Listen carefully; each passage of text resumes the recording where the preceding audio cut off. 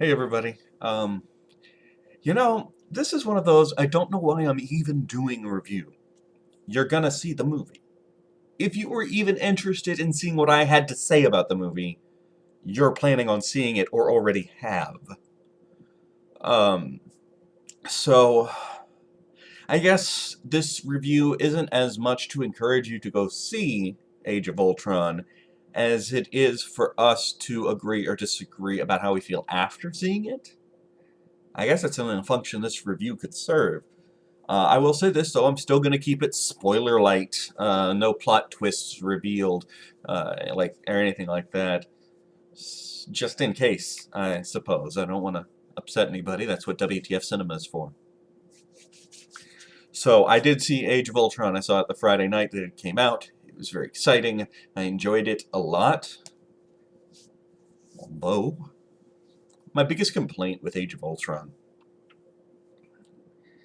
there were a lot of characters, right? We had all of the characters from the first Avengers film that had to get screen time, that had to have their moments.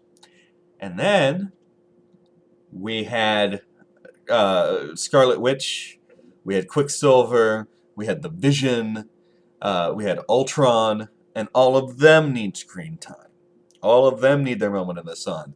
And then we had to have some moments with War Machine and the Vulture, and they needed some of their time in the sun. Admittedly, Vulture got pretty much nothing. Vulture? Falcon. Falcon? I'm sorry, I'm so not familiar with the guy. The flying dude from Winter Soldier, yeah? So, War Machine had a little bit more. EVT didn't have much, but still, we had to bring these characters in. There was just so many people that we had to spend time with that there wasn't time for the movie to slow down. Now, at 2 hours and 30 minutes, it still felt like a 90-minute movie because the action was constant, and that's a good thing, right? The action just kept on going. There was never a time where you're just like, Jesus, is this movie ever going to end? But one of the things that Joss Whedon does best as a writer and a director is the little scenes, right? I mean, one of the big takeaways from the first Avengers was the shawarma eating scene after the credits, right? That moment was awesome. I mean, it was hilarious. It was just packed full of comedy despite nothing happening because that's what Joss Whedon does, the little scenes. And there wasn't time for a lot of downtime. There wasn't time for character building outside of action. There wasn't time for the characters to relax, which meant there wasn't time for us, the audience, to relax. And that's always a danger that adventure film or action movies. That's always a danger that action movies have. Is if you try to keep your audience on the edge of their seat for the entire movie, eventually they get bored with sitting on the edge of their seat, and they just lean back. Now, I don't think the movie went that far. I didn't get bored with the movie. I didn't get bored with the action, but there was one scene in particular, and it's in one of the extended trailers. So, spoiler alert, there's a scene. It's not crucial to the plot, but it's the kind of scene that Joss Whedon does best. And it's after a party, all of the members of the Avengers are sitting around talking about Thor's hammer. And they're all accusing him of it not really being magical, that, yeah, sure, whoever's worthy. And so everybody takes a turn trying to lift Thor's hammer, right?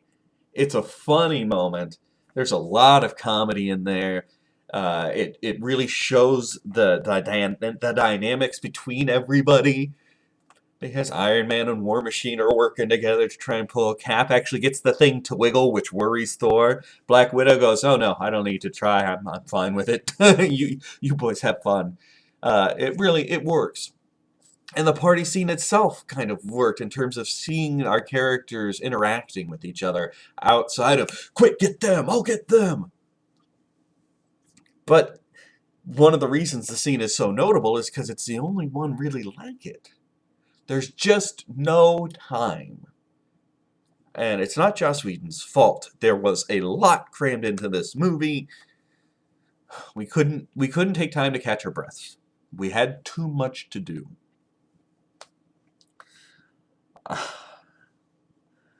I heard that Joss Whedon's director's cut, the preferred cut, was over 3 hours long.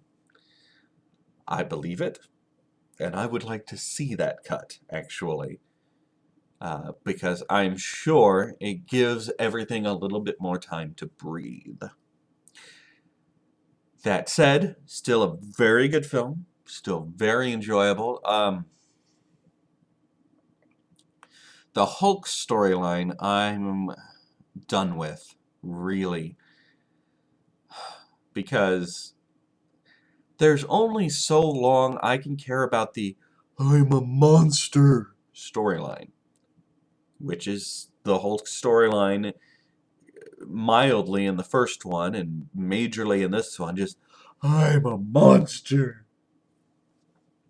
I mean, I get it, it's tragic, and that is the character's raison d'etre, but it needs to change, it needs to evolve, it needs to go somewhere. I've seen the "I'm a monster" thing done to death. Alright? It's in so many movies. This anguished, tormented, I'm fighting for the good guys, but inside I'm a monster and I'm afraid of myself. I get it. I've seen it from every possible angle. So, if the Hulk is going to continue to do anything in the MCU, they really need to evolve that. It needs to become something else. I would like to see a Black Widow standalone. I really, I really was impressed by Scarlet Witch's performance.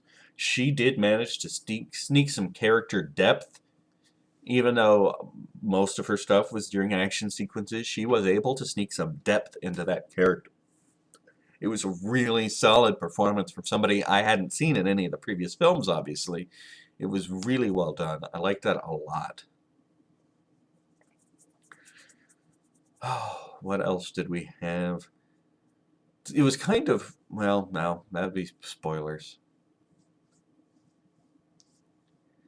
One thing that was interesting, there's a big party scene, and that's where you get a lot of cameos, including Falcon from Winter Soldier.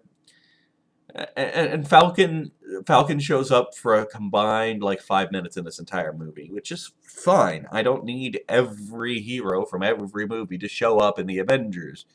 It's fine. Um, Although there is a huge action sequence near the end. Shockingly, it's an action film, and there's a big action sequence near the end where uh, War Machine, sorry, War Machine shows up, and the Falcon doesn't. It's like, okay, but you could have just had him.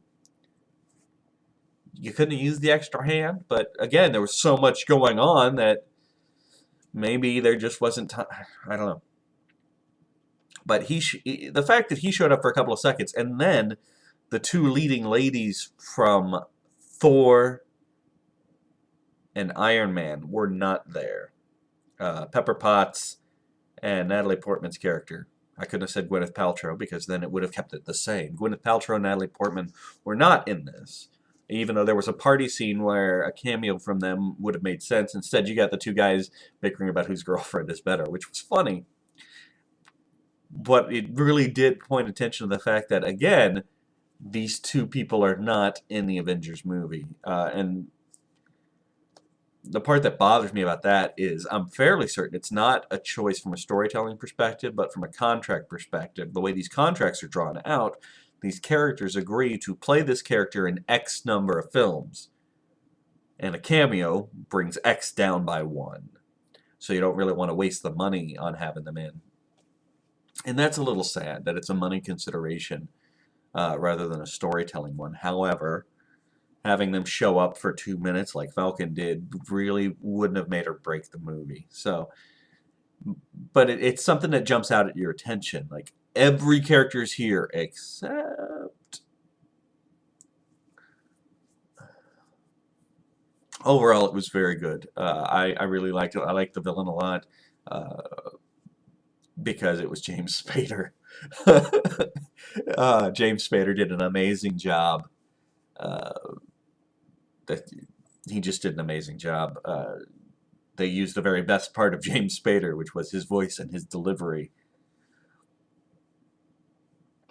So it was solid. I'm a big MCU fan. A lot of people are like, I like this movie, not this movie. I've so far I've liked all of them.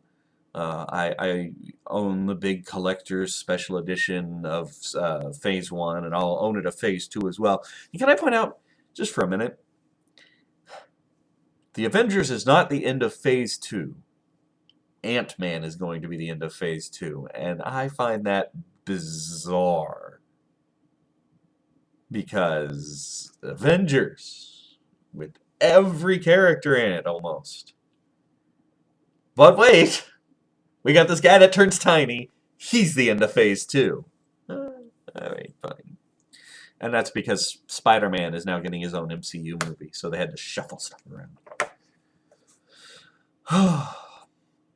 It was good. I don't know how to compare it to the original. I just don't.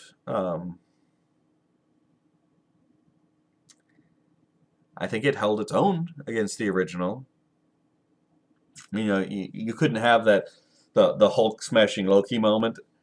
There wasn't one of those, but there was kind of a moment that came close with the Hulkbuster versus Hulk. And if you've seen it, you know what I'm talking about. Just Tony Stark yelling, "Go to sleep." There's a jackhammer going on. I'd say they're roughly comparable. Again, the first one was a little slower, a little smaller, and Alien Invasion Destroying New York was somehow smaller than this. I would really be interested in seeing the 3-hour or the 3-hour and 15-minute preferred director's cut. Hopefully they'll do that on Blu-ray. That would be awesome. Because at 2.5 hours, it didn't feel long. Even though it really should have, it didn't. And that's probably because the action was continuous. Now, maybe if you added in more Joss Whedon small scenes, it would then suddenly feel very long. So it might have been the fact that the flow was just really good that prevented me from thinking about how long it was. Of course, after this one, they're breaking up Avengers into 2 separate movies. And if they're going to try and continue this formula of cramming everything in, that's probably for the best. Anyway, it was a good movie. If you've seen the other MCU movies, or even if you just saw the last Avengers, you should see it. I like that. I watch Agents of S.H.I.E.L.D. For a while there, I didn't think I was going to make it through Agents of S.H.I.E.L.D. because for the first season, it was really not that good. But I like how Agents of S.H.I.E.L.D. the week before Ultron came out was like, hey, we've got this information. Let's get the Avengers. But as you watch the Avengers movie, zero knowledge of Agents of S.H.I.E.L.D. was required. So I like that they thought to cater to everybody like that. That was good. I'm a big fan of this whole shared universe thing. I'm still excited to see where it's happening. I am nervous about Ant-Man. Because up until now, I haven't really had one of these movies that I did not like. Some of them I like more than others, but there haven't been any of them where I'm like, ugh. And I'm worried that Ant-Man's going to be that one. They've already taken away from Ant-Man a lot of his stuff in the comics. I'm not the most comically knowledgeable person, but I do know some stuff. I know that Hank Pym, who's the original Ant-Man, created Ultron in the comics. And we just saw that not happen. So they've taken that away from him. Also, they're not using Hank Pym as the main character. Hank Pym's going to be like the mentor to Scott Lang, who's going to be the new Ant-Man. I don't know anything about Scott Lang in the comics. I know a little bit about Hank Pym. I know from reading interviews, spoiler alert, that the Wasp is dead. So they're going to introduce this movie.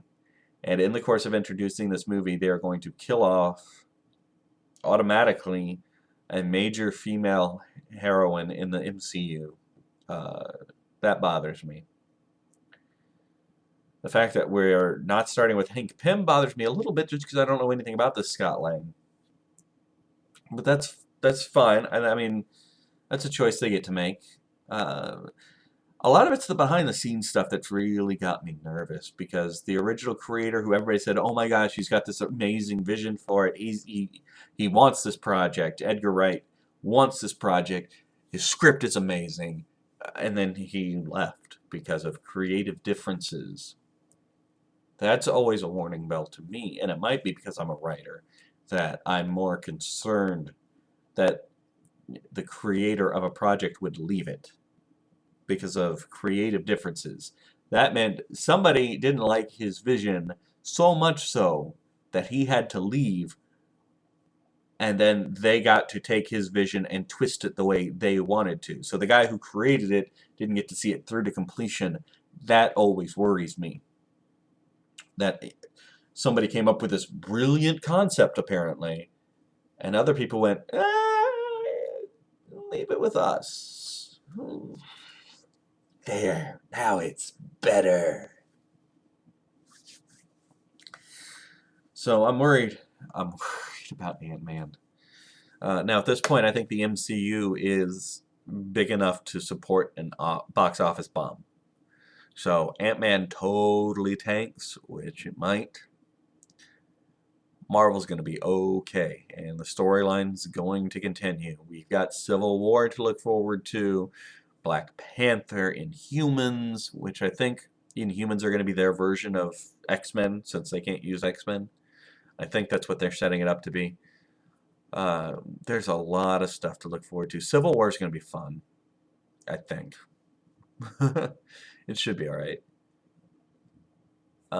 Anyway, at this point, I am now officially rambling, so I'm going to wrap it up. Uh, I guess this is a review of Ultron and the state of the MCU. It wasn't what it was intended to when I started, but it's what it is now, so thank you for listening. I'll be going to see Mad Max in a couple of weeks. I'll be seeing it the Thursday before. Very excited. I don't know if you can tell, but